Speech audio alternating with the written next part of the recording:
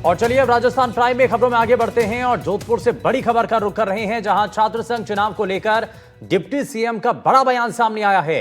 छात्र संघ चुनाव पर deputy CM doctor Premchand Bairwa ने कहा है कि अभी हम चुनाव के बारे में कुछ नहीं कह सकते हैं, अभी हम नई शिक्षा नीति को लागू करने में लगे हैं। यानी कि इसको लेकर के उप मुख्यमंत्री की तरफ से यह बयान दिया गया। उन्होंने कहा कि हम नई शिक्षा नीति को लागू करने में लगे हुए हैं और अभी हम चुनाव के बारे में कुछ भी नहीं कह सकते हैं। तो ये उप मुख्यमंत्री की तरफ से इस मामले पर बयान दिया गया है। दरअसल छात्र संघ चुनाव बहाली की मांग को लेकर के लगातार हंगामा हो रहा है और इस मामले को लेकर के अब उप मुख्यमंत्री डॉक्टर प्रेमचंद बैरवा की तरफ से बड़ा बयान दिया गया है। उन्होंने कहा है कि अभी हम चुनाव के बारे में कुछ नहीं कह सकते हैं, अभी हम नई शिक्षा नीति को लागू करने में लगे।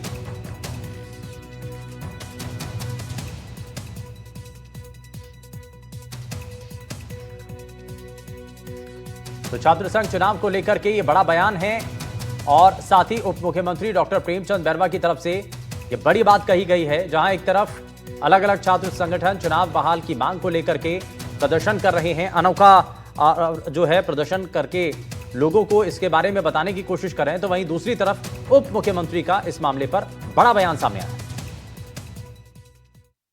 माननीय वसुंधरा राजे जी जब मुख्यमंत्री थी उस समय चुनाव बंद हुए थे, उसके बाद में कांग्रेस की सरकार आई, इन्होंने चालू किया और इन्होंने बंद किया। अभी हमारे प्रवेश प्रक्रिया चालू है और अभी हम व्यवस्थित तरीके से उनको अच्छी शिक्षा दी जाए, उसके लिए हम प्रयास कर रहे हैं। सर, उच्च शिक्षा में कोई नवाचार? हम नई शिक्षा नीति 2020 को ज्यादा से ज्यादा लागू करने की कोशिश कर रहे हैं।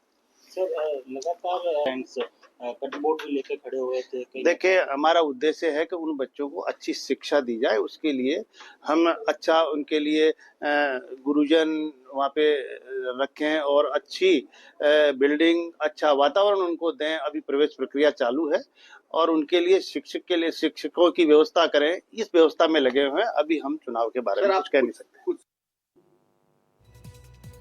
तो उप मुख्यमंत्री डॉक्टर प्रेमचंद बैरवा को आपने सुना और इस खबर पर ज्यादा जानकारी के साथ हमारे संवाददाता मुकुल परिहार हमारे साथ जुड़ गए हैं। मुकुल, ये बड़ा स्टेटमेंट है, वो भी उस वक्त जब छात्र संघ चुनाव बहाली की मांग को लेकर के अलग अलग तरीके से अनूठे प्रदर्शन आप जो छात्र नेता हैं वो कर रहे हैं। जी बिल्कुल, मैं बताना चाहूंगा, प्रदेश भर में जो छात्र संघ चुनाव बहाली को लेकर जो है विभिन्न छात्र संगठन जो हैं वो छात्र संघ चुनाव को बहाली को लेकर विरोध प्रदर्शन भी कर रहे हैं। बात करें जोधपुर की, तो जोधपुर में भी जो है वो कल ही एनएसयूआई ने जो है वो कांग्रेस नेता अभिषेक चौधरी के नेतृत्व में जिला कलेक्टर का भी घेराव किया था और आज ही जो है वो प्रदेश के उप मुख्यमंत्री और उच्च शिक्षा मंत्री जो प्रेमचंद बैरवा है उनका बड़ा बयान सामने आया है। जिस प्रकार से जो छात्र संघ चुनाव को बहाली की मांग से जुड़ा जो सवाल था उस पर उन्होंने कहा कि जो हमारी सरकार है वो अच्छी शिक्षा को लेकर फोकस कर रही है और अच्छी शिक्षा देना ही उनका जो प्रमुख कार्य है। और कह सकते हैं जिस प्रकार से जो उप मुख्यमंत्री का एक बयान आया है कि उन्होंने कहा है कि छात्र संघ चुनाव जो है वो पहले पूर्व मुख्यमंत्री वसुंधरा राजे ने बंद किए, तो उसके बाद कांग्रेस सरकार ने शुरू की और कांग्रेस सरकार ने ही जो है इसको बंद करवाए थे। और वहीं जो भी शिक्षा नीति है, न्यू एजुकेशन पॉलिसी 2020, उसको लेकर भी जो है उनकी सरकार जो है उसको आगे बढ़ाने का काम कर रही है, जिससे इंफ्रास्ट्रक्चर, अच्छी शिक्षा और अच्छे शैक्षणिक व्यवस्था को लेकर जो है उनकी प्राथमिकता है और वहीं छात्र संघ चुनाव जो है उनकी प्राथमिकता नहीं है। जी, ये बड़ी बात है और ये जो बड़ा स्टेटमेंट है और खास करके जहां एक तरफ चुनाव बहाली की मांग की जा रही है तो दूसरी तरफ ये स्टेटमेंट ये किस दिशा में होगा, इसको लेकर के क्या प्रतिक्रियाएं सामने आएंगी, फिलहाल देखना है। लेकिन बहुत शुक्रिया मुकुल इस पर जानकारी देने के लिए। वहीं मुख्यमंत्री भजनलाल शर्मा बुधवार को चित्तौड़गढ़ दौरे पर रहे, जहां उन्होंने 500 करोड़ की राशि के विकास कार्यों का लोकार्पण और शिलान्यास किया। इस दौरान उन्होंने जनसभा को संबोधित करते हुए कहा कि चित्तौड़ हमारी गौरवशाली धरा है, चित्तौड़गढ़ का मान सम्मान देश में ही नहीं बल्कि दुनिया में बहुत अलग है। साथ ही सीएम ने प्रदर्शनी का भी अवलोकन किया। तो सीएम के चित्तौड़गढ़ दौरे की ये तस्वीरें आप देख रहे हैं और इस दौरान क्योंकि सबसे पहले मुख्यमंत्री का स्वागत किया जाता है और उसके बाद जब मंच से मुख्यमंत्री के द्वारा संबोधित किया जाता है तो उसमें कई बातों का जिक्र होता है। अब आपको जरा 3 तस्वीरें दिखाते हैं। 3 तस्वीरें जब पहले चित्तौड़गढ़ पर मुख्यमंत्री भजनलाल शर्मा पहुंचते हैं और उसके बाद में निम्बाहेड़ा में जब वो कार्यक्रम स्थल पर पहुंच रहे होते हैं तो वहां पर बारिश हो रही थी, लेकिन जब कार्यकर्ताओं को समय दिया था तो बारिश भी उनके लिए रुकावट नहीं बनी, वो छाता लेकर के कार्यक्रम स्थल तक पहुंचे, तो उसकी तस्वीर आप देख रहे हैं। वहीं दूसरी तरफ जब मंच पर मुख्यमंत्री पहुंचते हैं तो उनका जोरदार स्वागत किया जाता है। वहीं तीसरी तरफ प्रदर्शनी का इस दौरान अवलोकन भी मुख्यमंत्री के द्वारा किया गया। वहीं चित्तौड़गढ़ के दौरे पर पहुंचे सीएम भजनलाल शर्मा का एक अनोखा अंदाज एक बार फिर से देखने को मिला, जहां सीएम निम्बाहेड़ा में लोगों के बीच चाय की दुकान पर बैठे और लोगों और युवाओं से उन्होंने संवाद भी किया। उसकी तस्वीरें भी सामने आई। इस दौरान सांसद सीपी जोशी भी उनके साथ में मौजूद रहे हैं और यहां पर जो युवा हैं, आम लोग हैं, उनसे संवाद करते हुए मुख्यमंत्री नजर आते हैं। सीधे सीधे 1 to 1 किया गया, उनकी बातें सुनी गई, लोगों से पूछा गया कि भाई आपके इलाके में क्या काम हुए हैं, कितना काम हुआ है और क्या क्या आपकी मांगे हैं। तो उन सभी चीजों को लेकर के भी लोगों से बातचीत की है। जरा ये तस्वीरें भी आपको दिखाते हैं।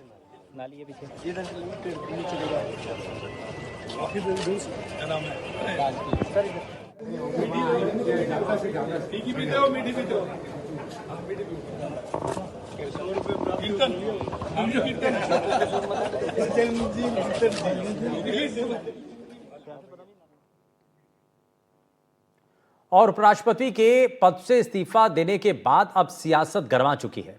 आज राजस्थान के पूर्व सीएम अशोक गहलोत ने जहां इस्तीफे पर सवाल उठाए हैं, उन्होंने कहा कि धनखड़ का उपराष्ट्रपति पद से इस्तीफा चौंकाने वाला है। कुछ दिन पहले ही उन्होंने जयपुर में कहा था कि वो किसी के दबाव में नहीं है, लेकिन जब अचानक इस्तीफा दे देना यह बताता है कि उन पर दबाव था। गहलोत के इस बयान पर बीजेपी प्रदेश अध्यक्ष मदन राठौर ने निशाना साधा। क्या कुछ कहा दोनों ने, जरा वो आपको सुनवाते हैं। और अच्छा स्वास्थ्य उनका है। दबाव में मैं जरूर कहा था जोधपुर के अंदर कि चेयरमैन राज्यसभा और स्पीकर लोकसभा दोनों दबाव में काम कर रहे हैं, ये मैंने कहा था। अब जो इस्तीफा हुआ है, तब जो है मेरा जो स्टेटमेंट था दबाव में काम करते हैं, कहीं कहीं जो लिंक होगा। अब ये तो धनखड़ साहब जाने, उनके अंतराल में जाने। जो व्यक्ति 15 दिन पहले ही कह रहा है कि 2027 में रहूँगा, क्या कारण है कि अचानक उनका इस्तीफा हो गया, और वही संवैधानिक पद। तो ये जो हम कहते हैं बार बार डेमोक्रेसी खत्म हो रही है, देश से डेमोक्रेसी खत्म हो रही है। बार बार मैं बोल रहा हूँ कि देश की दिशा में जा रहा है, किस दिशा में जाएगा कोई नहीं जानता, ये हालात बन गए हैं। देखिए, गहलोत साहब न तो डॉक्टर है उनके, न निजी डॉक्टर है उनके, और गहलोत साहब को ऐसी बात नहीं कहना चाहिए। जो व्यक्ति खुद देखिए बड़े पद पर, उच्च पद पर आसीन मतलब व्यक्ति, वो खुद अपने अस्वस्थता का कारण बताते हुए सम्मानजनक तरीके से अपना त्याग पत्र देते हैं, तो उस पर अविश्वास कतई नहीं किया जाना चाहिए। और कोई इसमें राजनीति करना चाहे, जैसे गहलोत साहब ने इस प्रकार की बात कही, तो गहलोत साहब को क्या पता कि उनकी स्थिति क्या थी। कुछ दिन पहले की बात है, मैं सोचता हूँ कि सारा मीडिया जानता है, सारा राजस्थान और हिंदुस्तान जानता है कि वो बीमार हुए थे, अस्पताल में भर्ती भी हुए थे। और यही नहीं, एक बार तो वो भाषण देते देते उनको बैठना भी पड़ा था। ये सारी स्थितियां सामने हैं। तो पहला सुख निरोगी काया, और आप चाहो तो मैं 7 सुख आपको गिना दूं। और चलिए अब खबरों में आगे बढ़ते हैं। और समाज में आज भी दहेज के लोभी जिंदा हैं। दहेज के नाम पर आज भी बहन बेटियां अपनी जिंदगी गंवा रही हैं। और ऐसा ही कुछ मामला जयपुर के वैशाली और श्यामनगर में देखने को मिला, जहां दहेज प्रताड़ना से तंग आकर 2 विवाहिताओं ने आत्महत्या कर अपनी जीवन लीला समाप्त कर ली।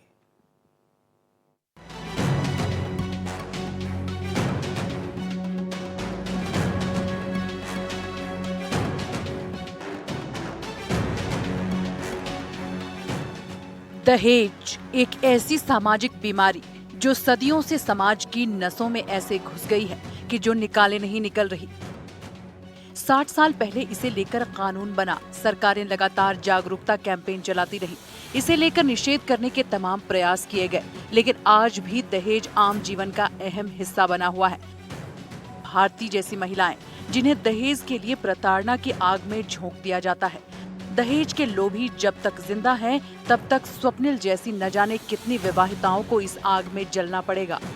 दहेज प्रताड़ना के सनसनीखेज मामले जयपुर के वैशाली और श्यामनगर में देखने को मिले, जहां तंग आकर 2 विवाहिताओं ने आत्महत्या कर अपनी जीवन लीला समाप्त कर ली। पहला मामला जयपुर के वैशाली नगर का है, जहां 24 साल की भारती ने 3 साल पहले घर परिवार सब छोड़कर आकाश चौहान नाम के शख्स से भागकर शादी की थी। लेकिन प्यार की बड़ी बड़ी बातें करने वाला आकाश कुछ सालों में ही बदल गया और भारती को दहेज के लिए मानसिक रूप से प्रताड़ित करने लगा, जिससे तंग आकर भारती ने फंदा लगाकर आत्महत्या कर ली। मृतका की मां का आरोप है कि मरने से पहले उसने इंस्टाग्राम पर इमोशनल स्टोरी डाली थी, जिसे बाद में डिलीट कर दिया गया। जो उसने बुरी तरह उसे मेरे लड़के को टॉर्च कर रखा था, 1 महीने से उसे दबाव डाल रखा था, उसे पैसे मांगता था, तेरे पीहर से जाके पैसे लेके आ, तेरे हिस्से की ज़मीन लेके आ, नहीं तेरे को नहीं रखूंगा। लेकिन वो सर मना करती थी, मैं मेरी ज़मीन लेके नहीं, मैं मेरे पे बुरी नहीं बढ़ूंगी। एक तो मैंने पहले भक्के गलत काम कर दिया और दोबारा मेरे को परेशान कर रहे हो। वो 1 महीने सर उसने इतनी ज़्यादा परेशान कर रखा था, उसको बहुत ज़्यादा परेशान कर रखा था। दुखी हो गई थी, उसका मेरे पास फोन आ, मम्मी मेरे को ऐसे ऐसे मारता है, मैं अपनी बेटा तो इसे तलाक ले ली। मैंने मम्मी तलाक तो नहीं ली, उसको सबक सिखाऊंगी मैं। और 2-3 आदमियों के सर बड़ में आने वाली नहीं थी वो, और किसी के बड़ में आ जाएगी वो इतनी इंटेलिजेंट भी थी, वो धाकड़ भी थी। या तो उसने अपने दोस्तों के साथ मिलकर मर्डर किया है, या उसने फांसी की सजा फांसी पे लटकाया उसको इसने। मैं और उनके एक रिलेटिव और हैं CI साहब चंद्र प्रकाश जी, हम दोनों को ही हम ड्यूटी पे जा रहे थे मैं, और उन्होंने मेरे को फ़ोन किया कि बोले मेरे को कोई फ्लैट देखना हो, देखने चलेंगे। तो मैं उनको फ्लैट दिखाने जा रहा था, रास्ते में हमें लड़का मिल गया घूमता हुआ। तो उन्होंने इससे लड़के से पूछी भाई तू ऐसे कैसे घूम रहा, पागलों की तरह, हमारे फ़ोन भी नहीं उठा रहा। तब उसने बताया कि भाई ऐसी घटना हो गई है मेरे साथ में, लड़की ने सुसाइड कर लिया। और ये रात को एक बता रहे थे, उसने लड़के का खुद का बयान है कि हम रात को पार्टी कर रहे थे 8-7 जन, और रात को करीबन ये 12:30-1 बजे आया था, तब उसका झगड़ा हुआ दोनों का आपस में। ये लड़के खुद के बयान है कि मेरा उससे झगड़ा होने के बाद उसने लड़की ने कहा कि भाई मैं मर जाऊँगी, तो उस लड़के ने कहा जा मर जा। ये कह के ये सो गया दूसरे कमरे में और ये दूसरे कमरे में चली गई, ऐसा उस लड़के ने बताया हमें। तस्वीरों में भारती के साथ नजर आ रहा यही शख्स आकाश है, जिसके लिए भारती ने सबसे नाता तोड़ दिया। घर परिवार की चिंता किए बिना इसके प्यार की खातिर सब छोड़कर चली गई। लेकिन उसे क्या पता था कि आकाश के सिर पर पैसों का लालच इस कदर चढ़ेगा कि वो अपने प्यार को भूल जाएगा और दहेज के लिए टॉर्चर करने लगेगा। जब पानी सिर से ऊपर निकल गया तो भारती ने आत्महत्या जैसा कदम उठाया। तो 20 तारीख को सुबह सूचना मिली कंट्रोल रूम से कि इस तरह से एक महिला ने आत्महत्या कर ली है। तो मौके पे चेतक गई थी, मैं गया था, FSL टीम बुलाई थी। तो महिला ने पंखे पे फांसी का फंदा लगाया था। तो FSL टीम ने पूरी जांच की, उसके बाद उसको उतरवाया और पोस्टमार्टम के लिए भेज दिया था कांवड़िया हॉस्पिटल। उस पर अभी मुकदमा 273 दर्ज किया है और अनुसंधान श्रीमान ACP साहब वैशाली नगर कर रहे हैं। तो अभी जांच जारी है उसमें। ये तो रही भारती और आकाश की बात। अब हम आपको बताते हैं जयपुर के ही श्याम नगर का दूसरा मामला, जहां स्वप्निल नाम की विवाहिता की भी संदिग्ध परिस्थितियों में मौत हो गई। परिजनों का आरोप है कि पति और उसके सास ससुर टॉर्चर करते थे, जिसके चलते उसने आत्महत्या का कदम उठाया। अब स्वप्निल के पिता इंसाफ की गुहार लगा रहे हैं। मेरी बेटी की शादी 11 जुलाई 2013 में हुई। शादी के 6 महीने बाद से ही मेरी बेटी को मानसिक रूप से टॉर्चर किया जाने लगा कि तेरे बाप ने हमको दिया क्या है, तू है क्या, तेरा बाप गरीब बाबू है। और इसके आधार पर वो मेरा जो दामाद है नंबर 1 का दारूबाज है, दारू खूब पीता है, 24 घंटे दारू के नशे में रहता है, अफीम खाता है और जाने क्या ऊपर की नशा करता है। इसलिए दारू के नशे में मेरी बेटी को कई बार बहुत बार मारा पीटी की। उसके लिए मैं मेरे यहाँ पर जो भतीजा है, मेरी भांजी है, मेरा भांजे, उनको मैं उसको बचाने के लिए भेजता था कई बार ARG सोसाइटी में भी कि भाई जाओ इसके साथ ऐसे ऐसे हो रहा है, तुम जाकर ले आओ। जब वो बचा के ले गया और इसके लिए मेरी बेटी कई बार वहाँ से उसको भगा दिया गया।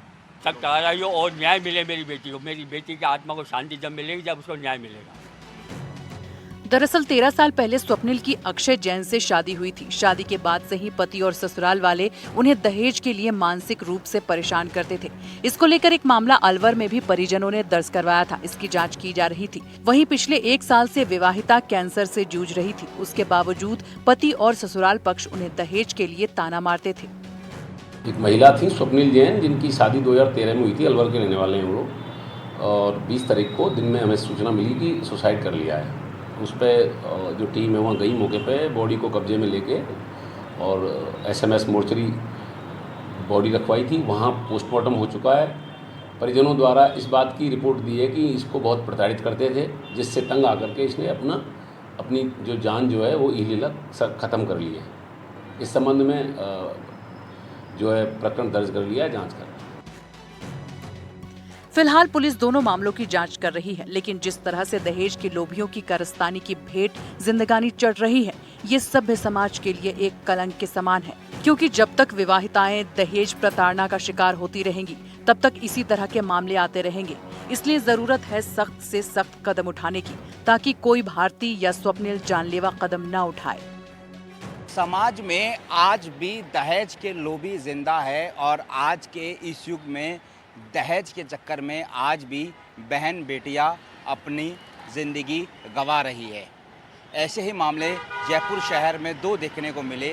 पहला मामला वैशाली, जहां पर भारती ने लव मैरिज की थी और 3 साल पहले लव मैरिज की थी, लेकिन कुछ ही साल में उसका जो पति है वो बदल गया और उसको मानसिक रूप से दहेज के लिए टॉर्चर करने लगा, जिसके बाद उसने अपनी जीवन लीला समाप्त कर ली। दूसरा मामला जयपुर के श्यामनगर में देखने को मिला, जहां पर 13 साल पुरानी शादी थी, पति पत्नी में प्यार था, लेकिन वो बाद में प्यार जो है वो टकराव में बदल गया और उसकी वजह भी यहाँ पर पैसा और दहेज है। लिहाजा जो विवाहिता है श्यामनगर जो इलाके में रहती थी, स्वप्निल उसका नाम था, उसने भी फंदे से लटक कर आत्महत्या कर ली। अब दोनों ही मामलों में पुलिस ने मामला दर्ज कर लिया है और पुलिस का कहना है कि जल्द अपराधियों के खिलाफ सख्त से सख्त कार्रवाई की जाएगी। सहयोगी निर्मल के साथ दीपक चावला, एनडीटीवी जयपुर। बुलेटिन में फिलहाल के लिए बस इतना ही, लेकिन तमाम बड़ी खबरों को जानने के लिए बने रहिए एनडीटीवी राजस्थान के साथ। नमस्कार।